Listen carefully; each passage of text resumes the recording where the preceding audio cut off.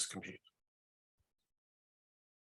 Okay, welcome everyone. This is the second supporters group call. I have some new people on today. We're expecting lively discussion, and we have a reasonably small agenda, which I'll kick off.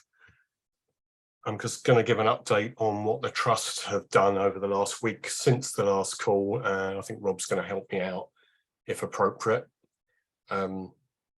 Today I asked for an update from Tom and Ron and got an email back, followed very quickly by a phone call. And I'll read you the corrected version of the email in its entirety. Ron has made good progress on financing and remains committed and confident, and I've highlighted confident because I think that's a change, of delivering the bridge. We want to catch up with salaries ASAP. We appreciate our staff's patience and we hope to be able to resolve the shortfall soon. As for the court case on the 8th, that's the Martin Dawn companies, yes, it's going ahead, but the debt claimed to be due was paid a few years ago, and the petition will be adjourned for further investigation.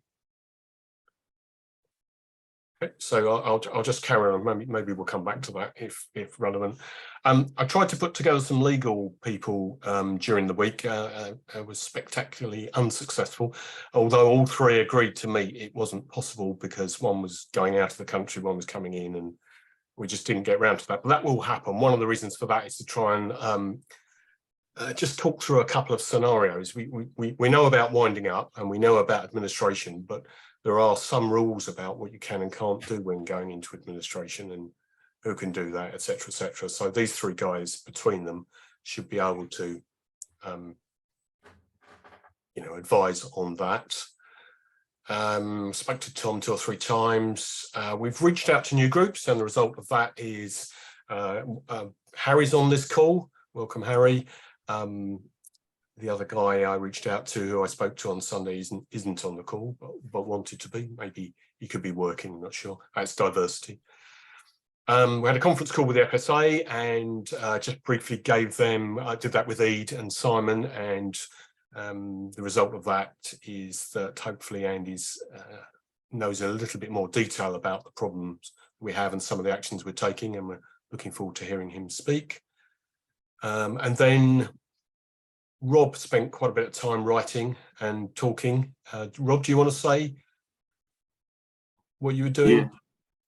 Yeah, I can come in and just give a brief summary of, obviously, helping out where I can. So first of all, was obviously after last week's meeting, myself, James and Greg Dearlove worked on the statement that obviously eventually dropped on the 5th at 5 o'clock on the Tuesday. So that's gone out there, and obviously, as you mentioned earlier, I think that hopefully summed up where we were at that particular time and providing an update for everyone. On the back of that, I was contacted by BBC Essex to go on Ben Fry's morning show on the Wednesday, and off the back of that, Kerry then appeared on the Fans Phone In with Glenn Pennyfather on Thursday evening. Myself, Kerry and Claire had our first meeting as a working group regarding the Phoenix Club. Kerry has submitted an application to SXFA concerning that, which is a sort of first step that we've got, and we've had some nice messages of support. Some people have come forward, both inside and outside football. Various supporters have come forward and offered their assistance as well, and offered some advice in some cases. So that's been really positive. Next thing was off the back of actually something that we'd mentioned as a trust board was trying to encourage people to contact the local MPs, and even before we started work on that, someone contacted us through Twitter, a chap called David Matthews, very helpfully offered to put a template together. which he did. Made some slight tweaks to that, and that I think is pretty much ready now. So we've got a template to share with people. And then finally, obviously, we were approached by Daily, one of their journalists attending the game on Saturday. And I know that obviously they spoke to some of the people that were on the march before the game as well. They asked us for a précis of the situation in pretty quick time, which ended up being sort of a page and a half of A4, putting together quite a number of words about how the club has ended up in the situation it is. So obviously that was supplied to the Daily Mail, and that's been featured in print and online. And the Sun also jumped on the back of that as well. So there's been quite a lot of publicity around the situation over the last sort of 24, 48 hours. So it's getting out there amongst the sort of sports reporting world as well. Obviously, Jeff Stelling mentioned it on Soccer Saturday as well as something that's got it out there to a wider audience. So I think obviously it's something that we might look now to do is whether, and I think Jim mentioned this within our group chat, is whether we now look to sort of provide that précis that we've got of where the club is and what the current situation is more widely across sort of other news outlets to try and just promote what the story is where we are. Okay, thank you, Rob. Liam, just before you say something, just had two things I want to say at the end of Rob's. Subsequent to some of this data going out, Anna Firth has reached out via her person, and is recommitting her offer to help. And the comment I think from the guy was basically that things hadn't moved on quite as they imagined it might have done. Yeah, unusual. The final thing I want to say is we picked up another investor question, which I'm looking at the moment and we'll deal with sometime tonight or tomorrow. Liam, sorry. Hello. That's loads, Rob. That's brilliant. I just wanted to ask for one point of clarification. You said that an application has been sent off to Essex FA regarding the Phoenix Club. You might not have said application, but some documentation has been sent off. Obviously, my understanding is we're not allowed to register a new club as a Phoenix Club until the potential liquidation of the existing Southend United. So just to clear that up, what have we asked the Essex FA for, please? So, and just to be absolutely clear, obviously, because I've worked for Essex FA, I'm not involved in the application either way. So I've not put the application in, and I'm not dealing with the application from Essex FA's perspective. But what we've done is registered our interest in setting up a club, so that obviously if the worst was to happen, then we're in pole position there to then register that name, and whatever that name is, because I don't think we've settled on exactly, like, between us what that should be. I think that's for a wider discussion should we get to that stage. But basically, Kerry has approached Essex FA to say that we're working we've got a working group for Phoenix Club that will want to step in to the National League system to replace Southend United should the club be liquidated, and we'd appreciate any support that Essex FA can provide as well. So say that places that outside just getting of ahead of ourselves then, really. Lovely. Yeah. Okay. Anything anyone wants to ask me or Rob about things we've been doing? No, excuse me, I've got a bit of a man flu, so my voice may give up on me. We kind of covered point 3 there as well, which is good, which means we're actually pretty much on time if you count the first couple of items. So let's go for Andy's slot now. Andy from the FSA, do you want to just introduce yourself first, Andy, your background, etc., and then we'll give me some thoughts on what you've heard so far, what what we discussed Friday, and what you'd like to know from us. Okay, thanks, Paul. Hi, everybody, and thanks for inviting us along. So, my job is at the Football Sports Association is to look after the national game, so everything outside the professional game. I also head up our community-owned clubs as well, so we look after all those supporter-owned clubs in our network, which is 46 at the moment. Some of you know the 3 league clubs: Wimbledon, Newport, and Exeter, and then the rest are in non-league. Really, tonight is more about us offering you support and solidarity through our networks, both the community-owned clubs and our other supporter groups. We're able to tap into a wide network of experience, and that's there at your disposal. We've clearly been in situations before where clubs have sadly got to the point that you are, where we can offer legal advice as well as financial advice, and putting together a bit of a contingency plan. Every contingency plan for every club is different. We can help you make a plan that fits your circumstances. Things can remain a little uncertain as it is at the moment, and I think what I've heard already from Paul and his colleagues on the call on Friday, and listening to the snippets of the conversation now, you are, as you said, Liam, you are getting ahead of the game, and that's good planning. You don't want to wait until things do go pop, and it'll be good if you could then put any contingency plans that you have back on the shelf if the club's actually rescued and saved. I want to commend you as well for your statement you put out last week. I think it's so easy as representatives of different trends within the fan base to plough your own furrow.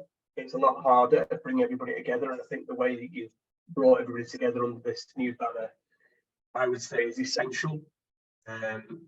People who would want to make sure that they gain control of the club without listening to the fans would want to see the fans divided, because then they can set you against each other. You can all have your disagreements. Have your disagreements on this call, but when you're outside of this call, you're united as one, because what you care about is the football club. You're not in this for personal financial gain. You're not in this for business gain. All of you on this call are here because you care about your football club. You're all going to disagree. If there's 3 of you in a room, I'm sure you've got 5 different opinions about Southend and football. But what's important is the survival of the football club. Any differences around those other matters really can be put to one side. So, yeah, just to emphasise, keeping the discussions going between yourselves, disagreements over tactics, disagreements over the way what might happen, but keeping each other informed on this call. And that brings me to the next point, is, and I think it's already been raised this evening, what's the public statement to fans? Because it's not just 15, 20 of you on a call, it's the rest of the supporter base that you need to communicate with as well. Last week's statement showed a sense of maturity already within the organisations that you've got about what's possible. At this time, emphasising the saving of the football club is the key priority. Making some demands on the current owner, which you're clearly doing.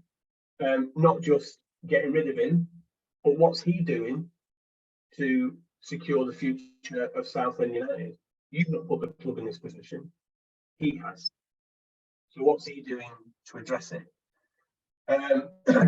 Doing that, getting that message out is putting statements out through your own channels, through various podcasts, forums, websites, etc., social media. But also, again, you've already talked about in the call tonight, a list of people in the media and contacting them so that they know the story from you, that they're not waiting speculatively for comments from elsewhere, not allowing people who don't want to have the fans' voice heard to spin the story themselves. So actually agreeing between you what your joint press comment is, and agreeing that despite the different groups you've got on this call, that nobody's going to brief against each other. That you're focused on what you're trying to do here in terms of saving the club. And that goes then also for the local politicians. The politicians need to know that you want them to support what you're doing as a supporter group, combined supporter group. That's not just the MP, that's also the councillors and the local authority as well, and letting them know who the point of contact is. It might be one or two points of contact, but who the primary point of contact is. And if there's a question you haven't previously considered, then you can bring it back to this group. But those people need somebody that they can talk to. On the contingencies for a Phoenix club, it might be helpful if one or two of you from this group then work alongside us to talk to other outfits, other clubs that have successfully navigated that. As Robert said, the first point is to contact the local referee. You can register a new club pretty much at any time. Entering a club into a competition is a different matter. If you enter a club into a competition, then each of the leagues have deadlines for when their constitution for the following season will be closed, and all those things can be mapped out in a timeline, so you know when those decision points are. But at this stage, we're still hoping the club can be rescued. That either Martin pays off the debts that he's accumulated, or somebody else comes in and secures the future of the club. It's an unnerving time. It's an uncertain time. Now, I'd add, it's probably made doubly difficult by the fact that you're doing okay in the table at the moment, because people then become conflicted. And it's like, what we're doing all this for? The club's doing all right. All I want to do is come to the game and watch a match. I don't want to be doing with all this protesting. We don't want to be upsetting the team, etc. That's difficult, and it can cause friction on the terraces, where fans start turning on each other, and the benefit of that goes to the owner who's put you in this difficult situation, because people are not united. So it's a hard time. I would ask you all, the final comment really, is ask you all to be patient with each other. There's a lot of people on this call, so as I said before, when you've got three of you together, you've probably got 5 opinions. So look at the number of people on this call and the different groups you represent. It'd be easy to fall out with each other. Don't. Have patience with each other. If you've got a problem with somebody, don't listen to a rumour or what somebody might have said, somebody said. Pick up the phone, speak to each other, and let's work out a plan that's going to rescue the club. That's it. Paul. Thanks, Andy. Questions, comments? Oh, it's going to get an easy night, Andy. Just one thing, Liam, go on, you go, and then I'll. Andy, you said that you'd work with established supporter-owned clubs like Exeter and Newport, and forgive me because I forget the other one. Wimbledon, of course. Yeah, that obviously makes a lot of sense. In your experience, those clubs have sort of like pushed back up into the Football League, and quite successfully. And a hallmark of that has been a sort of sustained success.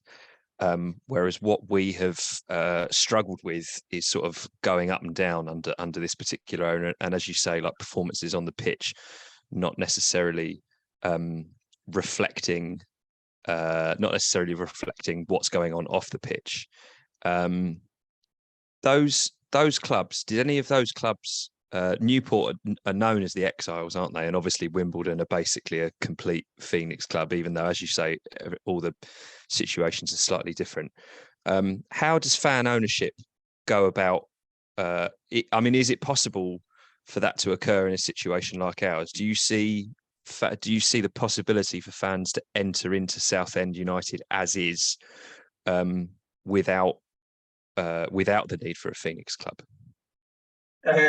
Yes, it is possible. It depends on the willingness of the owner to entertain to entertain that for starters. I've not. I should actually save your breath in that case then, because the answer in that case the answer will be no. Yeah. So you could get into a situation where an alternative investor comes in, and then the supporters groups come together as part of a consortium, if you like, to take ownership of the football club. As you said, Liam, some of the clubs that we deal with are phoenixes after a club has completely crashed. It is possible for supporters to take over a club before it crashes, but that does require the current owner to play ball, and that's not so easy in your case. James? Hi, thanks, Andy. That's some really good information there. I think mine is a comment more than anything, and kind of everyone on the call as well. I think with that offer of help from other clubs who've been through this before, I think it needs to be taken. I think it goes without saying that we need to make sure that if Mr. Martin does manage to pull a rabbit out of the hat at the end of the month, then this preparation doesn't stop, because as far as I'm concerned, and hopefully everyone kind of feels the same, the threat of needing to push the button on those plans will remain until he's gone. So I think it's just a kind of a comment from me that let's keep up the momentum with it, whatever happens at the end of the month. Yeah, so I think for the benefit of the people that weren't on the call last week, we were at one in not wanting Ron Martin to be our owner, or have much to do with the club, a little to do with the club as possible. So that really was for the benefit of Jake, and I've lost the picture. Where's he gone? Harry, there you go. And for Harry, although I think the guys may know that anyway, but from that point of view, that's our position, and it remains our position. So it's really there's a two-pronged thing. I think most of us hope that he does find the money. And there was some discussion earlier today on a WhatsApp group about him being our saviour. I don't think there's anyone who will think that. I mean, but maybe notionally for 5 minutes, but that's all it gets. If he finds the money, it's really should have found it earlier. Not great. And now we continue to find the exit for him in a the best way possible. If you corner people, they come out fighting. You need to allow people an exit, and I think our job, largely, I know not everyone will agree with this, but I think our job largely is to try and make that happen the best for everybody concerned. That's my view. James, your hand's still up. Is it another comment? It was, yeah. I think the other thing I did maybe want to kind of ask Andy as well is that I think I mentioned this like last week, and probably maybe directly to you, Paul, actually, but I've always been thinking of this as a, like you said, two-pronged, in a sense that we're just thinking about getting past the end of the month at the minute, and what we can do to kind of help make sure that happens, and what contingency plans are in place. But as I said, even if he does pull a rabbit out of the hat, we want to keep the pressure up and keep the line up that we want him to, at the very least, be setting out an exit route and timetable as soon as possible. And I think you might have said on the chat, Paul, or maybe Simon said it, that the FSA have said that that's something we need to hold him to account for. So just wondering what advice Andy would have on that, and how we can, as a group, collectively push for that going forwards. I think in terms of answering that directly, I think you want to get from him what, like I said before, what are his plans for the club? Yeah, so it's not good enough just to pay off the debts that are threatening the club at the moment. What are his long-term plans for the club? Because clearly, it's financially unsustainable where you are at the moment. There are historical debts caused by mismanagement, not caused by the supporters. So you want to know what his long-term strategy is, and if, as you said in your statement last week, that you don't think he is the long-term owner, the best long-term owner for the club, ask him. what his exit strategy is. He's not getting any younger, and everybody suspects that his strategy is to get one final payoff. Well, you've got to face that. It might not be the thing that you actually put to him, because you won't get a straight answer. Are you just looking for a big bundle of funds out of all of this? You won't get a straight answer.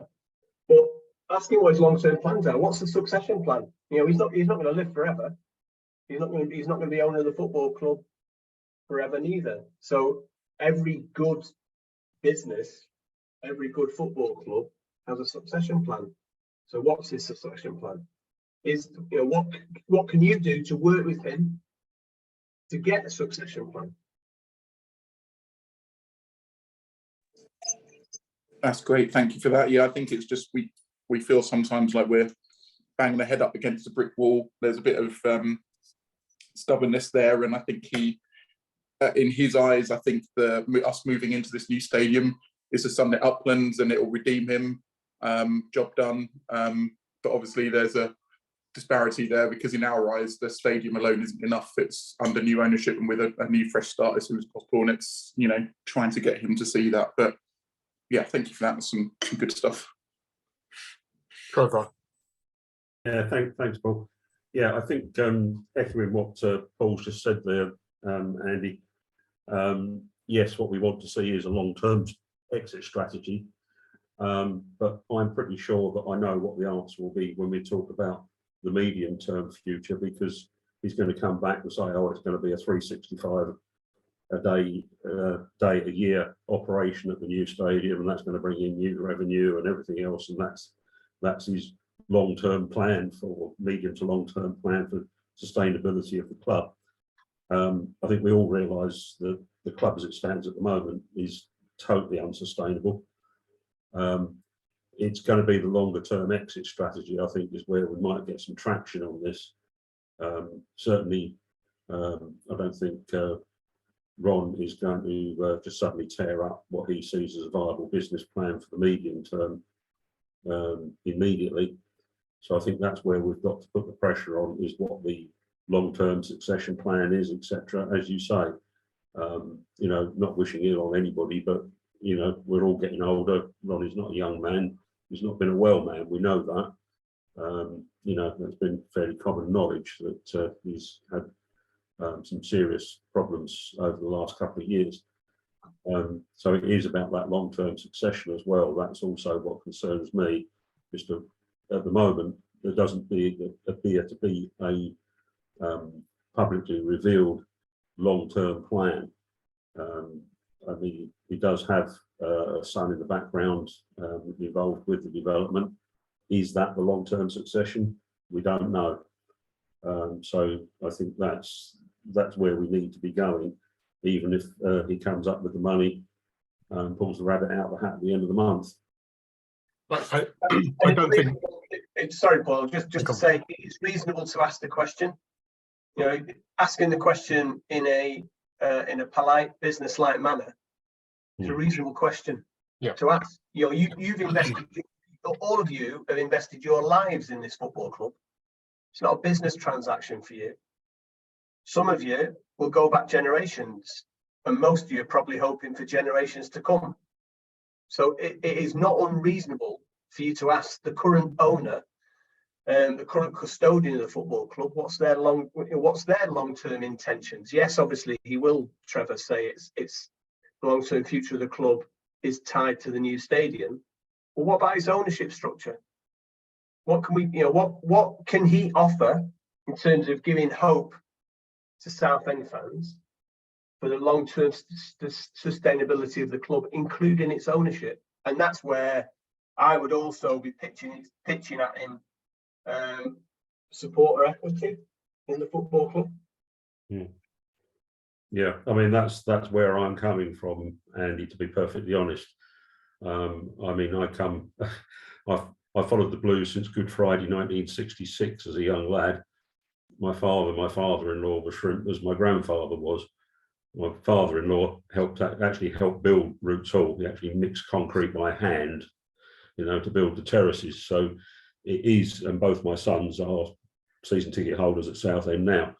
So it is all about what we are. It is ingrained within us. So you're quite right. It's the long-term issue that concerns me as much as anything else. You know, is that sustainable succession there? And you're quite right. I think those are the questions we need to ask. Okay. We're trying to put timing limits on these items this week. So shall we move on? I'm sure we'll come back to some of these points. And Andy, please feel free to comment about anything else before we move on. Liam has a question. Paul, just very quickly, because obviously what we've just talked about a lot is trying to hold Ron Martin to account. We've lined up a call with Ron, I believe. Do we have a date or a time for that? Have we got any more sort of fixed details? No, we haven't lined one up. Okay, so last Right, time okay. I spoke to him, he said he would do it. There was mixed opinions on whether we should run with that. I know you were pro. I'm happy to give that a go. So, you know, I can try and set that up and we'll see where that goes. I think an open dialogue is always important. We can all sit around this table and we can all agree that Ron Martin should be as far away from Southend United Football Club as possible. But I think the points that Andy have made are really important here, which is that if you want to, you know, Ron is not has proven himself over the last few years to not be particularly trustworthy with the things that he says.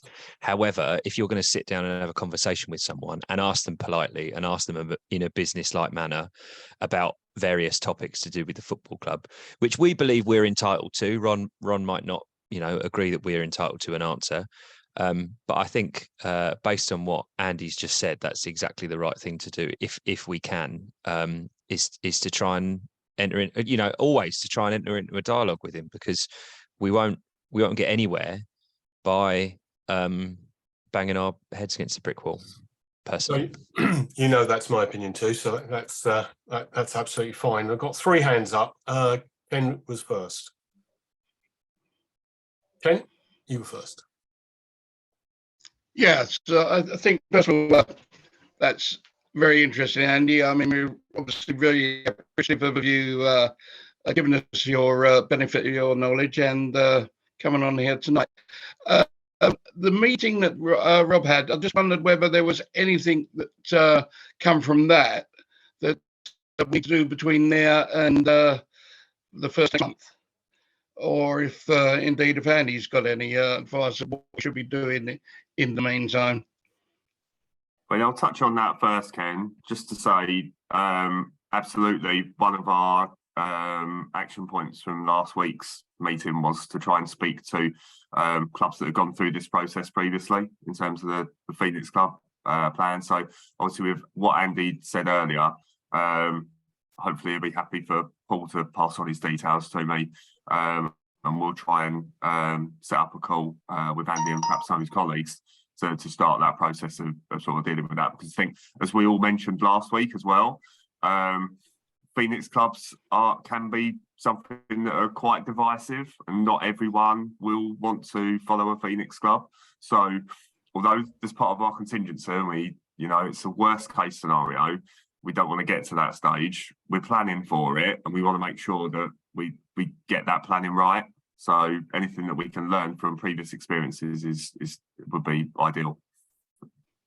Thanks. Yeah, absolutely, and it's great that we are having a backup plan. Simon, you were next. But, Sorry, Ken. Yeah, it was just a quick thing, just for transparency, as this is being recorded. Are we going to offer Ron Martin a face-to-face meeting and/or a Zoom meeting? Have we thought about that? I'm just thinking about, what would he actually agree to? We could probably decide that offline. I'm not fussed. I think if we're going to get anything sensible out of them, it probably isn't 20 people on a Zoom call, I guess. But 2, 3, 4 people face to face might work as well. I mean, I meet him face to face occasionally, not for a little while, but could do that. Zoom's obviously slightly easier. you know where he'll be on the 1st of March if you all fancy a day up in London. Yeah, or indeed next Wednesday. Ken, sorry I cut you off. Did you have another point? Are you right? No, I think that's fine. I'm happy with Okay. what's been said now. Thanks. Jake, you're next. Yeah, I was about late last year. I went with there was about 4 of us that went to Ron Martin's house. We didn't record anything.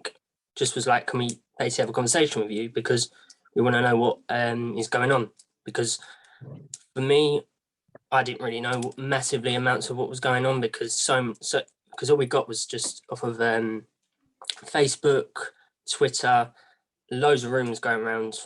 Didn't really know what was going on, so we had a conversation with him. He came out, as I say, didn't record it, didn't do anything like that. Because I just was like, I just wanted to know what was going on, and it just felt like it was just going around in roundabouts. Just basically going back from what we were saying about speaking to Ron or setting up a meeting with him. Going there, it just felt like I saw that he was just basically lying. And after watching also, he asked, he said, if you want to know anything, go to the Shrimpers Trust. But then, and then he did have a few choice words because I asked him, going off of bits, I was asking him what Stan does, and he didn't know what Stan done. Didn't know why he was there, to be honest with you. And as I say, I asked him a few bits, and then his line is always seems to be, because I spoke to him again recently, and his line was, "You don't understand what's going on." And I'm like, "Well, I'd like to know. I'd be happy to know if you could explain it to me." But he just doesn't seem to want to explain anything. And that's why now, after meeting him a couple of times, chatting to him without, as I say, without any recording, I said, I'm happy not to record or anything. I just want to know what was going on. And for me, it was just seeing my eyes as a youngster. I was born the year he took over, 1998, and seeing that, it was literally basically just opened my eyes to seeing how much of a liar he was, to be honest. And I just feel like it's just going to get, it just feels like it's just going to get nowhere with him. And as I'm sure you all know through the years. Various times over the years. I'm sure you have, I know, of course. No, but what I was going to say is he's particularly notoriously rude to the young, in my opinion. Yeah, I feel like I got the impression it was like, you're young, yeah, so you don't understand anything, basically, yeah. Which in a way, I was just like, well, I'm happy to know what's going on if you show me what's going on, because I haven't got a clue. All I keep since I can really remember, it's just, oh, we're going to get this new stadium. Money's always tight, not much happening. I mean, I got told when I was in school, Adam Barrett came into my school and told me, the stadium will be done in 2010, and 13 years later, and nothing's happened really, to be honest with you.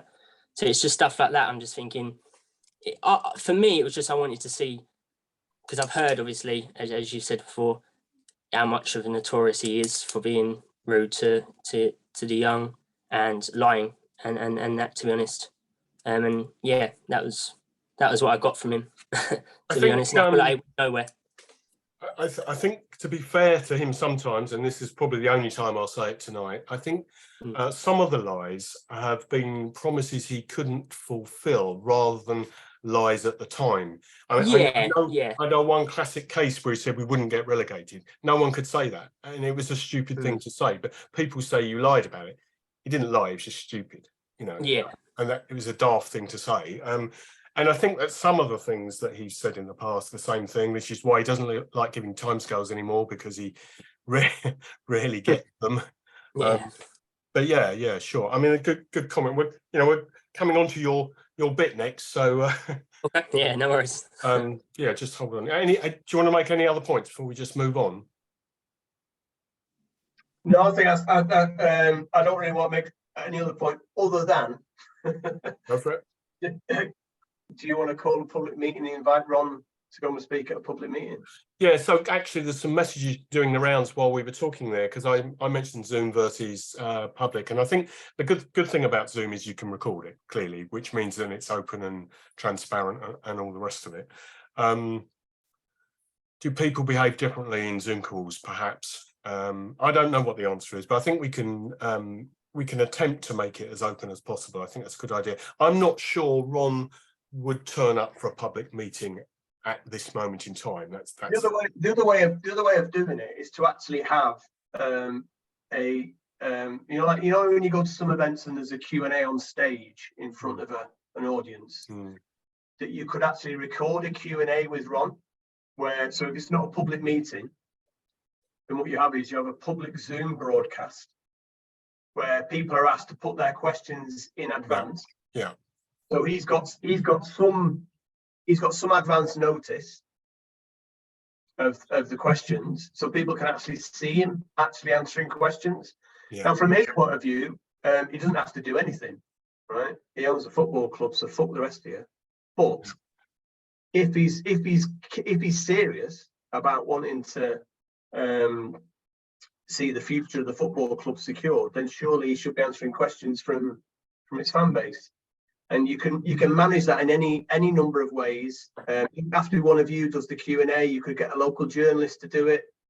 You could get a local councillor to do it, but do it on camera with advance notice of questions to Ron, and then hopefully with him agreeing to take some questions on the evening as well. Yeah, so we have done this before, Andy. We had some Zoom calls going back a bit, and they had some degree of success because of exactly that. We asked for questions, and there were some questions on the night. I don't think we ever gave him the questions up front, but we had them prepared. But I wouldn't say it was 100% successful. A lot of people just thought, oh, we don't want to hear Ron's lies. So there's a real trade-off between what he says, whether it's of value or not. And I guess my personal opinion at the moment is absolutely pointless trying to get him to do something open before the 1st of March, because he's either going to save us or he isn't. So, it's just a suggestion. There's different ways of doing it, and I know, looking at the chat, people saying, why should we give him advance notice when people want to know? It's about starting that dialogue process and getting him to commit to actually talking to supporters. This is not just his plaything. This is your life that you're messing around with. He's not been terrible over the years at talking. He does hide in the bunker occasionally when things go really badly, but I would say he is prepared. In terms of Jake's comment, he did at least come out and talk to you, which a lot of people probably wouldn't have done. So I think he will engage. He made the mistake on that away game, didn't he, of charging into the crowd and asking them what they expected. Again, he shouldn't have done that, in my opinion, but he did, and it's in a passion to try and explain, foolishly, I think. But it's not as if he won't talk. I think there's something here. We need to formalise what that is, whatever we think is appropriate. We can take this offline and discuss it between us, I think, because I'm not sure we're going to come to a 100% agreement on this call anyway, what it should be. I think the key is, and maybe Andy, your advice is more to do with the future rather than the current. So rabbit out the hat, kick the can down the road, whatever it is, pay off the debt. Right now, when are you leaving? Come and talk to us about how you're leaving. We'd like you to leave. That sort of thing is probably where that call would come in, because there's no reason to lie at that point, is there? That's my feeling anyway. No more hands up. So let's, my agenda's disappeared. A second. Right, we had Phoenix Club on the agenda next. We kind of discussed that. Is there anything else on that, or should we just go straight to the next item, which is no one's hands up? So let's go for support for unpaid staff, support of strike fund. I didn't create this agenda or this item, so does someone want to drive this one? I might drive it, but I don't mind just explaining, because I did pop it in the chat about something that maybe we should discuss. And just really, what's going on at the club at the moment with staff, and I'm thinking the backroom staff here, and obviously I think it's bad enough that the players and the coaches aren't getting paid, but when it's people behind the scenes as well, that that aren't getting paid, then it's a really difficult situation. It's just a case really of, you know, is there anything we can do? It might be that there isn't anything we can do, but is there something that we can do for them? That was just sort of the purpose really of putting it on the agenda. And if anyone's got any ideas as to things that we can explore. So the obvious one, I guess, is fundraising, second round. There's a hand up. Jake? Oh, yeah, man. Yeah, I was going to ask about that, the fundraising and that. And when they last done it, it was over 20,000 that was raised on the GoFundMe. Yeah. Just want to ask, where did that go, basically? Because as I say, like there's staff still waiting for December and January. Yeah, so this was in, I think it was October, November. Was it November? It was indeed. Yeah, so that paid the November back office staff salaries. Correct. Almost complete. Okay, Yeah, it didn't 100% clear it, but it paid a bulk of the outstanding at that time. Okay. And I was going to say also, what about the other? Because was it Shrimpers Trust put in 40 and PG? Trustline was slightly before that, right, and paid management team and back office staff salaries for October, I think. Okay. Possibly November, but October. That's right. That's right as well, Paul. Okay. Right. Okay. Yeah.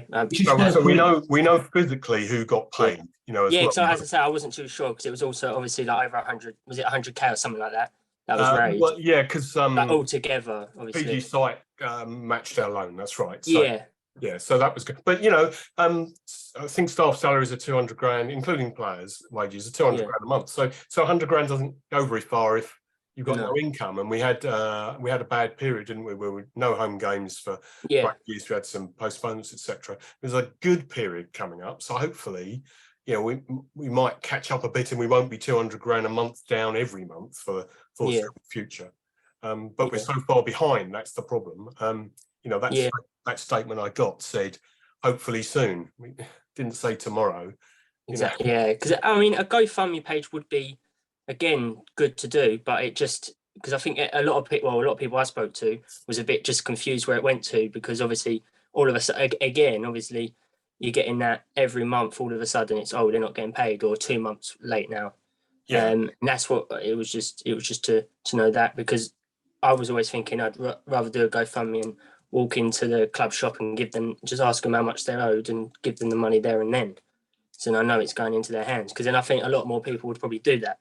Yeah, so you can't really do that either. Then, sorry, Paul. You're going to say what I was going to say. So. Yeah, you have to pay it through the club because of tax and national insurance requirements. You can't just give that to them in cash and not actually have a tax liability.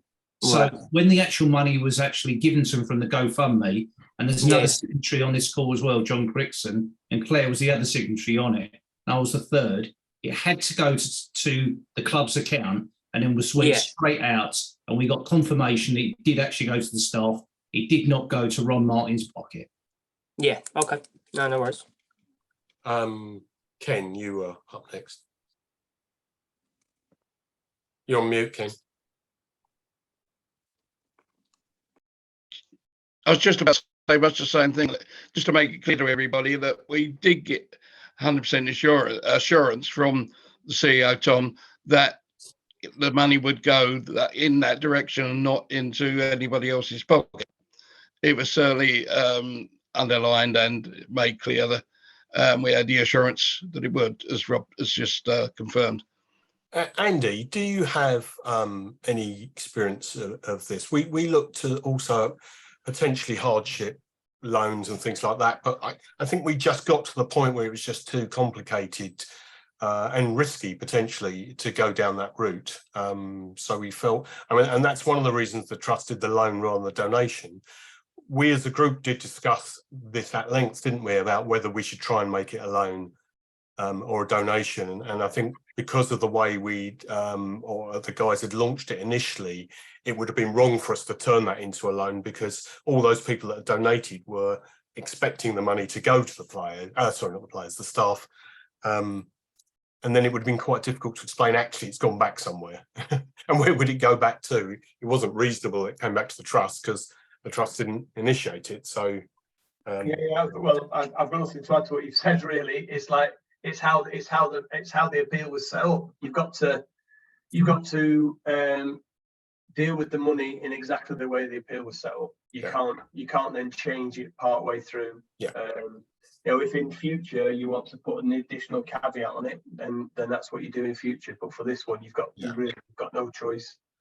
So that is an option now, then. So potentially we could go GoFundMe too, make it clear where the money's going. The trust, does have bank and vehicle to be able to support that. I'm not saying we should, but that technically is possible.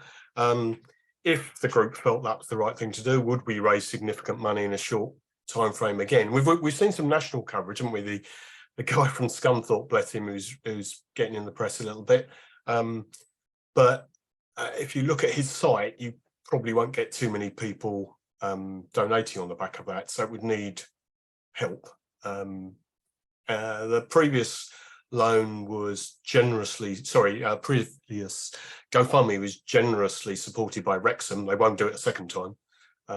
So I'm not sure it has mileage this time, but I welcome your opinions. Trevor was first, I think. Yeah, it's just on that. Something just came to the back of my mind, actually. If we were to do a similar sort of thing again, and that funding was to go over to the club, if it was not distributed by the club within the timescale, are we a bit close to a potential, if the club is wound up, does those monies not then become an asset of the club? So would we just be donating monies for that just to go to, not that it's undeserving that we pay creditors, but would that just end up going to the HMRC to clear the debt and get lost in the mists of time and not actually end up with the people where we're donating it to? Yeah, that's my concern. Quite possible. James? I think my thing is that I think the fundraising that we did, the GoFundMe that we did, was excellent, and it had its time, as it were. I think we did it at a great time. It was in November, so it was in the run up to Christmas. I think that was great to be able to help people out financially in terms of kind of last salary payment before Christmas. I think we'd be up against it if we were to try and do it again. I think there's too much opposition to the basic notion of paying Ron Martin's bills for him. So I don't really know kind of what the answer to that is, whether we turn to doing something like a food collection or something for people if they're struggling with, basic things like shopping bills, for example. I know someone mentioned, and I think maybe it might have been the protest group actually that mentioned a strike fund, and we were talking to Kerry about this the other day, but a lot of people who work for the club aren't unionised, so I think that's a non-starter in terms of getting them to strike and then helping them with a strike fund, because we need to get them unionised, otherwise they're not protected. You've then got to jump through all sorts of legal hurdles as well to get them to do so. So that's a non-starter too. So I'm struggling really to come up with anything other than things like a food collection at the minute. I don't know what anyone else thinks. I think that's possibly worth exploring. It comes down to hardship, doesn't it? Hardship fund. It's personalised and difficult, perhaps, but just because it's difficult doesn't mean to say it's not. I think you're treading. I might just jump in, Paul. You're treading in areas that we've not been in this, done anything like this before. But there's you can set up hardship funds and then get people to put forward a reason why they should be supported. But you then got to be very careful, make sure that you draw up the rules properly for that. You're not. I recognise your desire to help, but you're not set up for this. And there are charities that are set up for these things that have very rigorous governance structures. You're not, and you open yourselves up for challenge. I think it's laudable what you're doing, but it's potentially dangerous. Okay, thank you, Rob. Yeah, so just on the back of what Andy said there, is it worth our action from this being then working out where we can direct staff towards, what charities are best placed to help in like specific circumstances, whether they're struggling with food, whether they're struggling with rent, etc., things like that, making sure that, you know, we're the ones that if I know they shouldn't have to come to us, but we've got a signpost that we can send them to.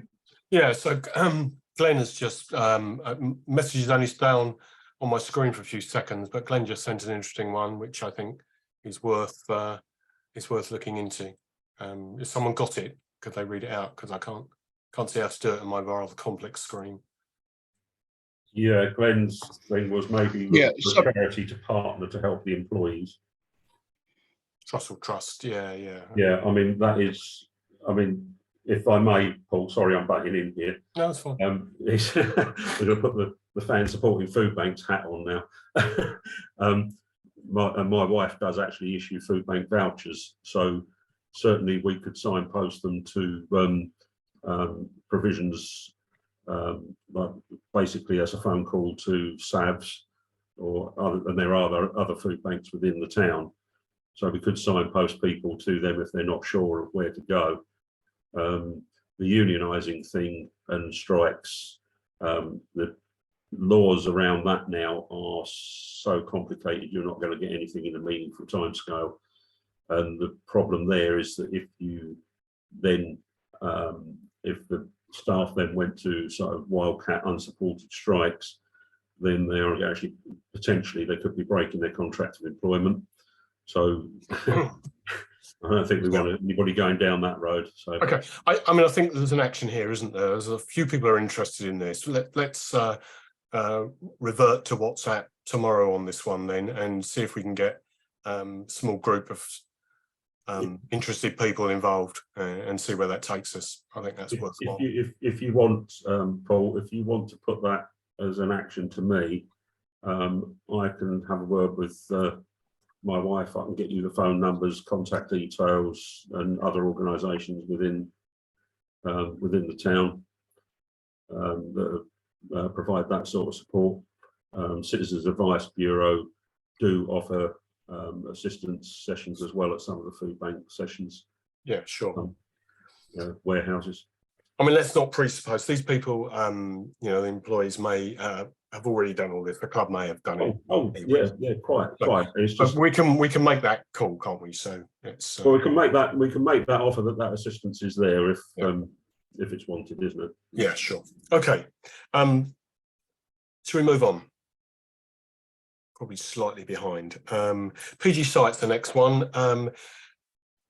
I'm not sure if there's any action from anyone else, but there was an action on me to contact them, and they interestingly reached out to me before I tried to do that. So that was quite good. They invited me over there tomorrow. I can't do that tomorrow. I have calls at work, but I have said I will do another time, and I plan to go over there at some point. Couldn't really get anyone else on the trust side very interested. So if anyone wants to join me, trip to Rainham in Kent at some point, probably next week, I will be going over there to talk to them. James. Sorry, Paul. Yeah, I forgot to message you about this actually the other day. I'm living in Medway. I'm in Chatham, so it's not too difficult for me to go along if you want anyone to come along with you. I'll pick it up on the way then, or something. Yeah, okay. Yeah, thank you, Rob. Our under-18s might be playing Gillingham away next Tuesday, so I might be available if it was linked in with that. Okay. Well, as soon as I get a rough idea from them, I'll let you guys know. And then I don't think it's appropriate if we go over there en masse, but 2 or 3 of us sounds sensible, I think. I think Cricko's just offered on the chat actually, Paul, to join you as well. Okay, thanks. James, your thing's still on. Okay, Liam.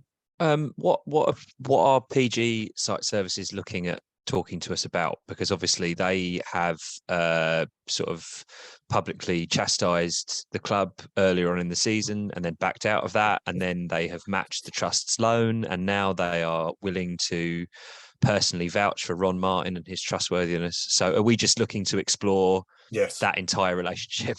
Absolutely. Okay, all right, good. And I might try and tap them up for some sponsorship and some stuff as well while I'm over there. So. It might be worth asking them, because I'm pretty sure ahead of the meeting, Tom Lawrence sits Yeah, on he their is. board of directors, Yeah, but he was a recent appointment. I think he only got appointed within months of the sponsorship deal being announced this summer.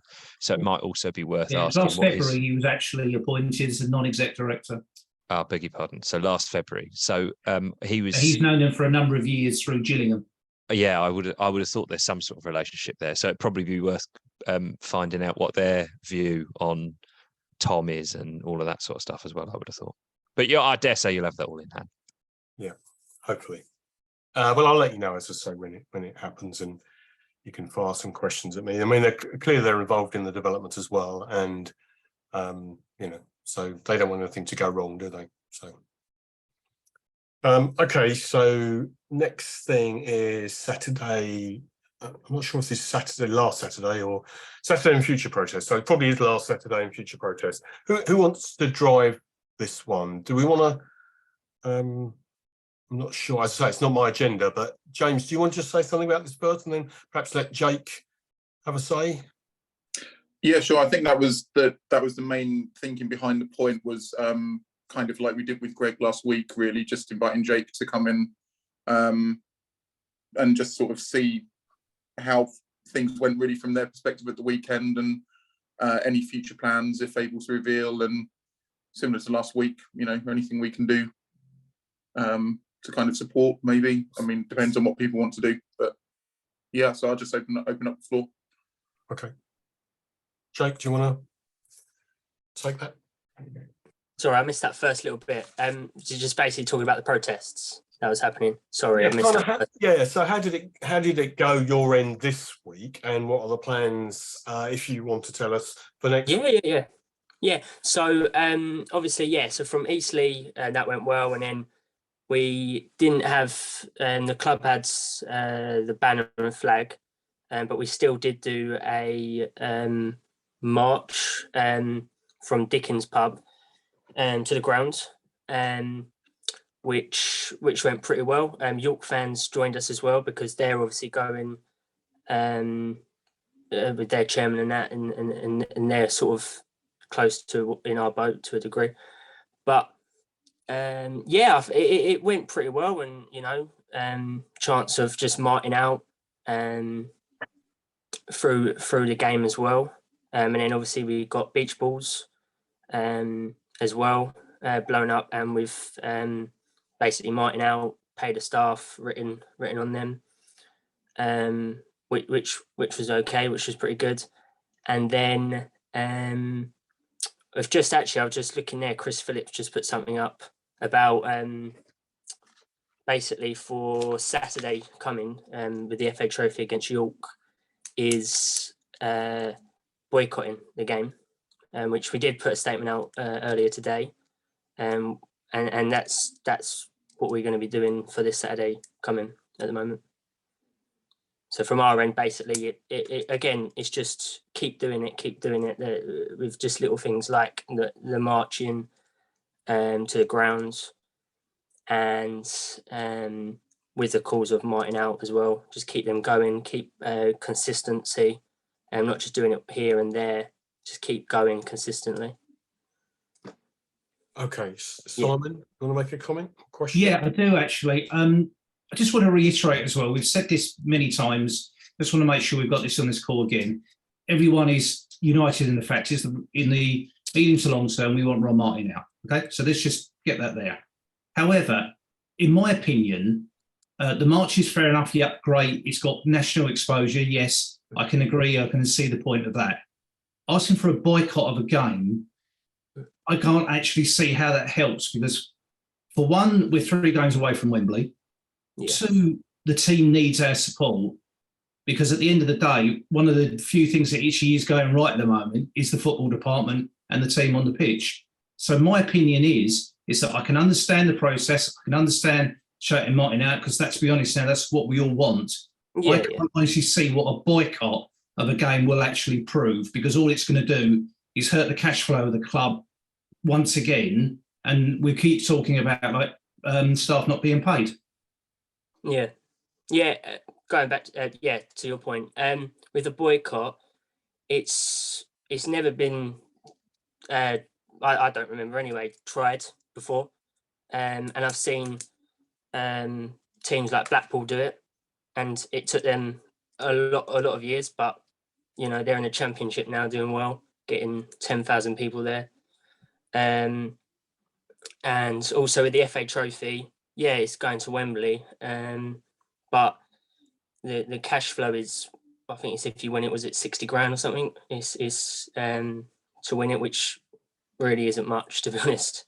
With how much, with what is it, 5 million is I'm owed. talking about cash flow of actual people coming through the actual turnstiles, paying their money and buying stuff at the ground, beers, burgers, whatever. See if they've got any stock. But that's what I'm talking about, cash flow. I'm not talking about the prize money for it. It's next to nothing.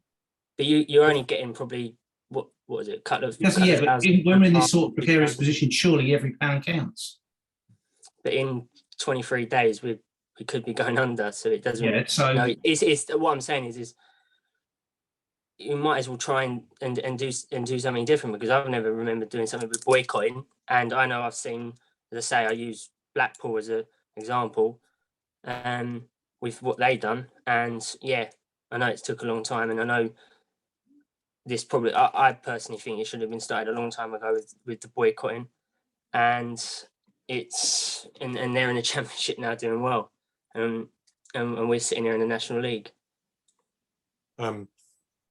Thanks, Jake. Rob first, and then Jamie.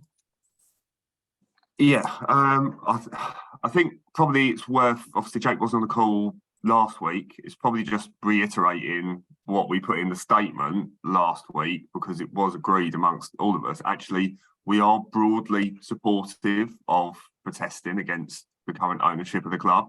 And I don't think there was, by all means, put your hands up if you disagree, but I think the people that were on the call last week were all in agreement there should be some sort of protest against the ownership. So I just wanted to have that detailed, really, that whatever organisation we felt that, you know, it's got to the stage where the owner needs to know what the situation is. From my perspective, I think it is quite a nuanced situation. So I don't think you necessarily get the message across with a simplified message. I know, obviously, ultimately, long term, we're all in agreement again that Ron Martin's not the best person to be owning this football club, but it's about, there's a lot where there is divergence. It's about how and when and whatever, and what the model would look like after that. So I think it is a nuanced situation on that. And just from my perspective, the things that have worked really well from the protest group so far is the marches. So rather than the chanting inside the ground, rather than any banners inside the ground, the marches are the ones that have been focused on. You know, they're the ones that there's been the pictures of the people walking up the high street, pictures of the fans in the car park. They're the ones that have, you know, they were the pictures that were put in the Daily Mail, and the publicity around that. So I think that's something that's been there, and I think there are probably other areas that would be more palatable to the fan base as a whole than necessarily a boycott or turning up late for a game, leaving a game early, things like that, and even necessarily chanting at a game for the chairman to leave straight away. I think that there are things that potentially you could explore, and I think that's something that last week the wider group said, look, we're willing to meet up with you guys that are organising the protests and just give you an idea on that. Because I think the danger is if you do things like a boycott, it might, some people do just want to go and watch football on a Saturday afternoon and don't want to feel like they're doing something wrong by going to watch and support their club. And I think that's similar with the chants inside the ground as well. Some people just want to go along and support their team. They don't want to get involved in that side of things and feel like they're doing something wrong by not doing it. So that's just my particular perspective on it. As I say, broadly supportive of there being some sort of protest, but I think it's a nuanced situation, and it would be great if there could be a little bit more dialogue between us all to try and come up with something that is more palatable to a wider group of fans. Jake, I'll let you have a say again in a minute, but Jamie's been hand up for a while. So Jamie, just want to... Yeah, I mean, not quite the same point that Rob was making, but I think the protest, what they've been doing so far, I think it's fantastic. The march is a really, really good idea. I haven't actually joined one yet. I was intending to join last week, but my missus had pneumonia, and I was a bit screwed, so I couldn't really get involved too early. But I think they're brilliant. I think that's the kind of thing that I'm quite keen to show our fanzine support for. In terms of the boycott, I think the Blackpool situation needs a bit of clarity for the wider fan base, because I'm not sure it's a brilliant example. The reason for that is that the Blackpool owner, Owen Oyston, was when they were promoted to the Premier League back in 2010, he was actually pocketing. I don't know if I can actually, let's not say pocketing. He was, the club took a lot of money from their success, and their fans were accusing him of taking that money out of the club, whether he did or not is not for us to say. But that was their issue, and that's why they boycotted the club, because they thought the money was going into the wrong place. The difference here, obviously, is that we had no money. The chairman's putting money into the club rather than taking it out. So I think that's quite a significant difference in terms of what a boycott would achieve. So if we, I mean, I don't necessarily agree with some of the stuff people have said about, I mean, I kind of do about the players being affected. I think now we've kind of come to a point where there will be collateral damage, and I think that's probably most people might have to accept that, because you're right in saying that we do need to take action. But I think a boycott, I'm not sure it's the way to go, just simply because our situation is very different to a lot of clubs that have had these issues, Blackpool in particular. The boycott worked to an extent because it did drive the owner out of the club, but they were depriving him of money, whereas at the moment, Ron Martin's putting money in anyway. It's not going to affect him too much, really, whether we take more money out. It's just going to mean the club has more problems. That's my view on it anyway. Thanks, thanks, Jay. Liam. I don't know if Jake wants to say anything before me, because he's basically just getting. He probably might feel like he's getting pilloried here. I got a lot of sympathy for a boycott, in all honesty. I think Jay's point, that Jay and Simon and Rob have all made good points about whether this is the right approach, whether the timing of it is fair. But I think ultimately one of the few things that fans can do is withdraw their money and withdraw not their support of the club, but withdraw their willingness to put their money into a club that they don't agree with how it's being run. So I genuinely have a lot of sympathy for it. I do think that regardless of what the specific situation at Southend is, I think that's one of the few genuinely powerful things that fans can do, is to say, I'm not giving you any more money. I'm just not doing it. And if that means I don't go to games, then so be it. I do think Simon makes a very good point about cash flow, and I do think Rob makes a good point about making sure that we all have a dialogue about this, and about deciding. It's not for us to tell you guys what to do, right? But about trying to. But what I do think is important that Rob makes a point is to try and as Andy alluded to earlier, we have to show a lot of unity here as much as possible in the face of Ron. And we have to try and work together at what the best thing is. And I think Jay's right as well. I think that Ron. I think Jay's right up to a point, because he said Ron is putting money into the football club, but that demonstrably up to a point, up to about 6 months ago, that was sort of true. But he's not doing that anymore. And so therefore I have a lot of sympathy for saying, well, Ron, your job. You chose to own this football club. You bought it with your money, and being the owner of the football club comes with certain responsibilities. And if he is not willing to fulfill his responsibilities, then why should the fans dig into their pocket week after week, season ticket after season ticket in the summer, and prop him up? So I just want to offer a little bit of balance and say, I think that it is a very powerful thing to advocate for a boycott. And and good on you, because it's just one of the few things. Personally, I think good on you, because it's just one of the few things that fans can do, and it's a very powerful gesture. There's a couple of more hands up, but I think probably time that Jake had a say. But just before you do, Jake, I just want to pick Liam up. A willingness to put money in. Either Ron is trying to get this bridging loan sorted out, or he's not. I think he is. That means he's willing to put the money in. He may Sure, not, I'll concede he may not that. be I'll concede capable that. of it. But Yeah. Well, okay, all right. I'll concede that he. I mean, he certainly wants his pot of gold, doesn't he? He does, absolutely. Right, so we had Trevor and Dan's hands up, but Jake, do you want to respond to anyone else first, or shall I ask the other two? I mean, both good points, as I say, like, and I respect that, you know, if you don't want to boycott, and then obviously, you know, that's completely up to you. But also I'd say, obviously, I know I don't know the massive amounts I only use because with Blackpool, but the point where you were was it Andy that was saying about the Blackpool? It's if we've been talking about obviously driving Ron Martin out, and with Blackpool that happened with the boycotting, that helped, and that's what I just wanted to say as well. Yeah, I think the case is different, but you're right. That's that's what I'm saying. Yeah, but I agree. I'm agreeing with you 100%. Yeah, I was just saying because obviously I thought when he said that drove him out, I'm thinking, well, that's what we want here. So that's why I think boycotting. Yeah, so I think away as well. I think Ron might have noticed the protest, so that's a good thing. Yeah, well, no, 100%, yeah. So I can't remember who was first. Dan, I think, was first.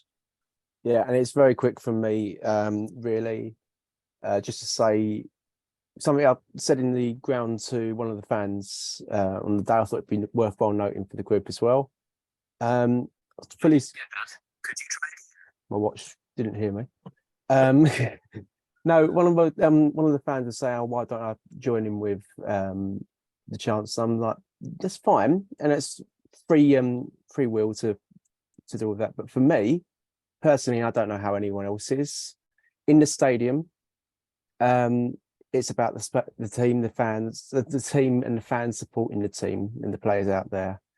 Because realistically, that 90 minutes is probably their only escape at the moment from the stuff going on behind the scenes.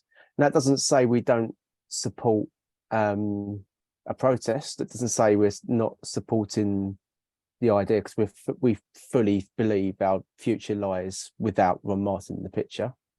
But I think to be completely honest, the team, the management, they're doing so much and so a lot of incredible things, a lot of incredible feats with their backs against the wall. So that's for me why I wouldn't have supported it on a match day. But obviously everyone's free will, everyone's got their right to voice their opinions, and completely fair play to them. But any protest marches before and after, happy for that. Boycott, I'm still 50-50 on it, but I'd love to see how it goes for this weekend. Okay, thank you, Trevor. Yeah, I've just got a couple of observations, really. Not really addressing the actual boycott situation itself, purely and simply. What there's got to be mindful of is and what I'd ask of all the groups on here.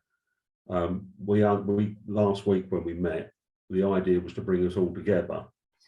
Now, that's a noble ambition, but what we do need to do is, before any of the groups organise anything of a major significance, you know, the march was brilliant, that was great, fine. But what we need to do is, I think we need to get a little bit of a heads up to everybody before that's announced. I mean, I've only just seen, as I've come on here tonight, and I've been looking up on some of the WhatsApp group and some of the other social media about this boycott for Saturday. It would have been nice if it came through that's WhatsApp group. If we invite everybody that's on here, if you're going to do something, please let us know before it goes out in the press. Just so that when we start getting phone calls and emails flying in, we've got an answer. We don't look stupid, and that makes us look fragmented, and we don't need to do that. So please, yeah, I know exactly where you're coming from. I think, to be fair to Jake, though, I'm not sure we've been fully engaged with the protest group for whatever reasons. There's two sides to every argument, but let's say we've not been. I understand that. It was just a please going forwards. Can we please engage with each other as well to create this united front that we're trying to do? Whether we agree with what's going on or not, or what a particular group wants to do, it's just nice to have the heads up that that's what we're actually going to do. So we've got an answer.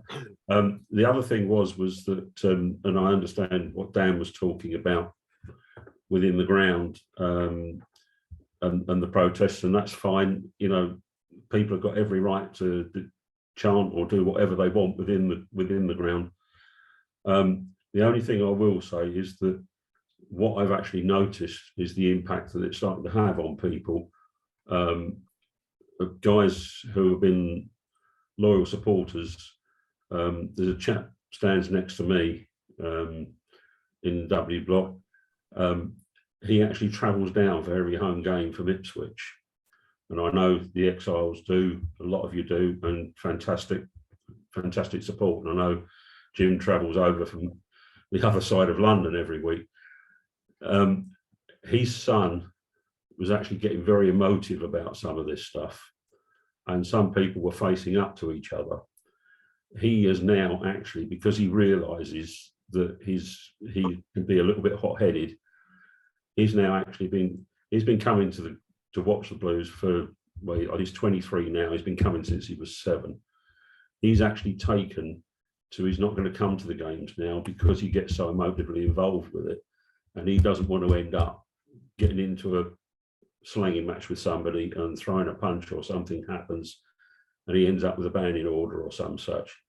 So he's now actually absented himself from coming to the games. So I think we need to be aware of how emotive this gets. And in the back of W Block on Saturday as well, this last Saturday just gone, there was lots of fractions going on. I understand there were things happening with stewards trying to confiscate stuff from people and all the rest of it, and it got quite heated and quite fractious. And it's only going to take just one thing to happen, and we're going to have some serious problems there if we're not careful. And I don't want any of the guys here, we're all here or any of our supporters, we're all here, we all support the club, we all love the club, we love football.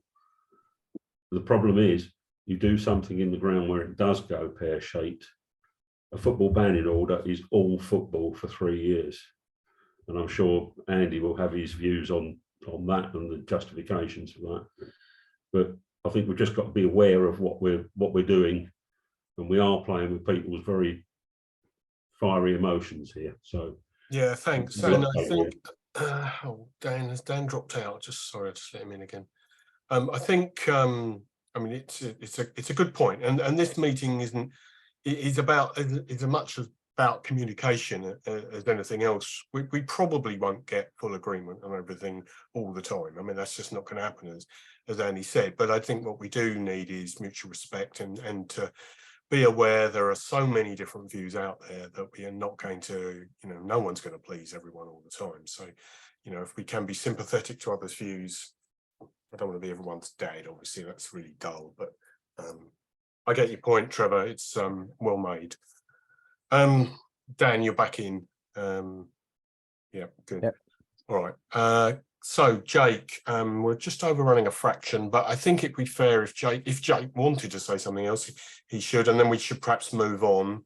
But don't feel you have to, No, I was just going to say, yeah, no, that's fine. Thanks for everyone's comments as well. And I'll take on board that letting everyone know beforehand with the WhatsApp group as well. As you said before, I think at the beginning it was a little bit not on terms with the protest, and maybe you guys, it was a bit, what's the words?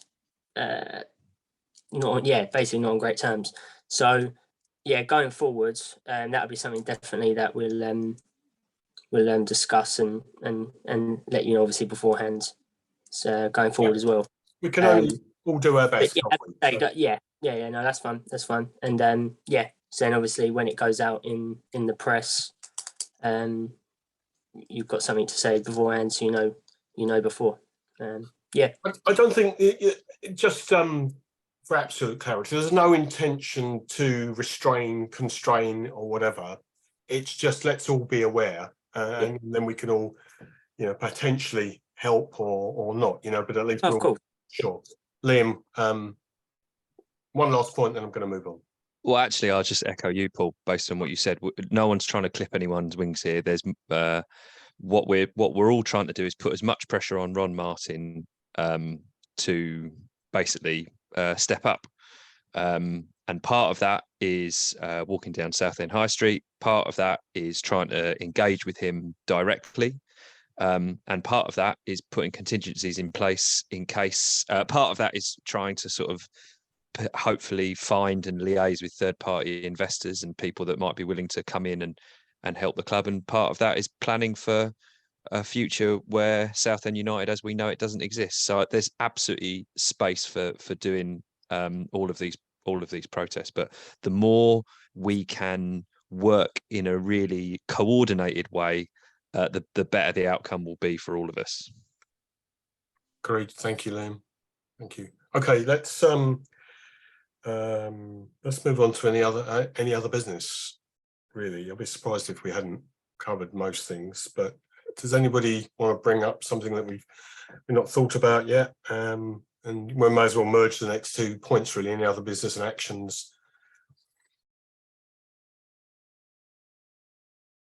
Or maybe I could get Andy if he's Andy, sorry, all the pictures a bit small. Andy, if you've got any final thoughts before we wrap up?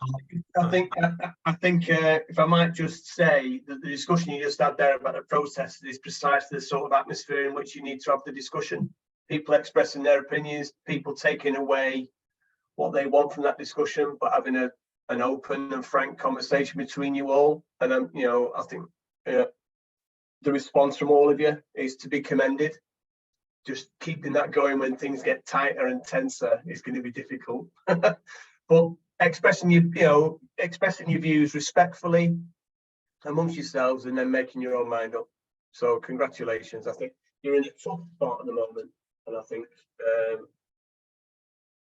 don't want to get all mystic face on you. It's going, what you're doing yourself is good.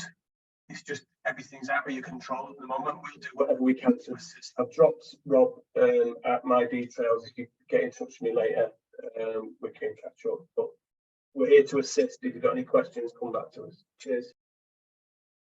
Great, thank you. Let's just go around in order on my screen, which is Rob first. Anything you'd like to say, Rob? No, thanks, Paul. Okay, Ken. Yeah, and just obviously to thank Andy, because I think without his sort of expertise put in, it opens up a lot more avenues for us, and we can go ahead with more confidence. Obviously, we do need to follow up on things. I don't know whether that's coming into your next bit on the agenda, or whether we need to speak about whether we're doing a meeting with Ron, how much we're going to press him. It's been a while since we spoke to him. I think we've sort of run out of patience with him, and basically got fed up with being told one thing and it not happening. Maybe it's worth really letting him know just how strong the feeling is now. If he doesn't know that already, he may think it's just isolated cases. So I think we say, look, all of the supporters groups have got the same thing to say to you, Ron, and do that. Okay, thanks, Ken. Trevor? No, I'd just like to extend my thanks to Andy for coming along this afternoon. Thank you, or this evening. Thank you, Andy. It's been very, very informative. Thank you very much. Thank you for your kind words. And to all the new people who have come along today, welcome on board. We're all shrimpers together, and that's what we need to be doing. So welcome on board, more the merrier. I'm sure we'll get there. Thanks, Trevor. Jim? You're on mute, Jim.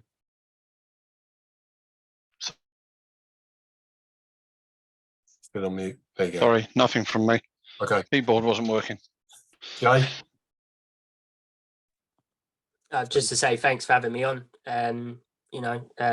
Found some good points, learned a bit as well from Andy and that. So yeah, thanks for having us. Cool, thanks. Jamie? Just to say really that there's still kind of a fair bit of perhaps wrong, but misconceptions about closed groups and things like that. So I'd maybe just point out that maybe just make it obvious how the supporters can get involved in our groups. So we can put something on our Twitter and something about how people can kind of get involved with all it's seeing, send their opinions to us, maybe send questions in they want to ask. And just all groups really try and make sure we're as open as possible to the rest of the fan base, because we don't want to seem like this is like a group of people in a kind of clique that are making all the decisions in all the place. So that's just a suggestion. Thank you. John Rickson?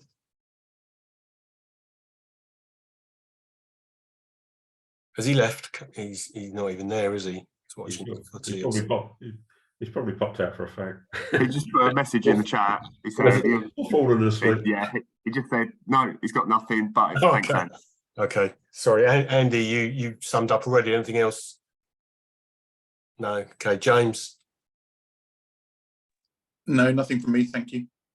Glenn?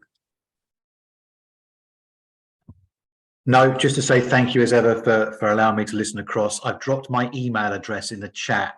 So if you have got, obviously there's obviously split loyalties about whether there should be a boycott or not, but obviously that's a story we'd quite like to do. And I think if you are, obviously, you guys know this anyway, but if you want to keep the story in the media, it needs to be different each time. Obviously, we pushed it as hard as we could last week, got it on the BBC Sport website, and that I've been contacted by the guys at BBC Look East. I think they're looking to do something closer to the end of the month because obviously that's when the winding up petition comes. But just use my email address, it's in the chat, and just keep me updated. But thank you for continuing to let me listen across. Okay, thank you. Harry, your first call.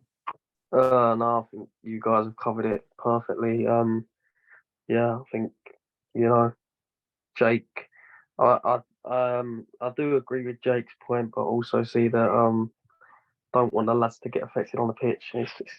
It's a tough one to pull because when I was speaking to Luke before he left Stoke, he was saying to me that things like that will obviously have an effect. So, but yeah, I guess there's one way we've got to get him out. Yeah. Okay, thank you, Liam. Firstly, say thank you to Andy again. I think that your input tonight and probably your ongoing input and your connections with other clubs are likely to prove invaluable to us. Say well done to anyone watching this all the way through, because this has got to be about an hour and a half now. So fucking fair play if you've managed to watch all of this. And Harry's probably made one of the best points of the night at the end there. Maybe it's worth just saying that with regards to protest, nothing happens inside the gates of the club.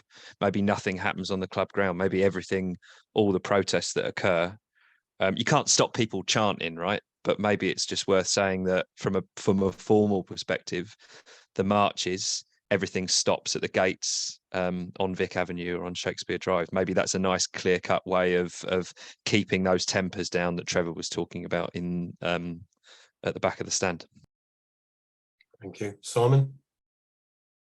Just want to say thanks to everyone for attending, because I know we're all very busy people, and thanks to you, Paul, for sharing. Yes, not next week. Someone else. Dan? Yeah, and well done to Liam for keeping his language right the way to the end. Well done, mate. Dan? Yeah, nothing from me. I think we've covered it all.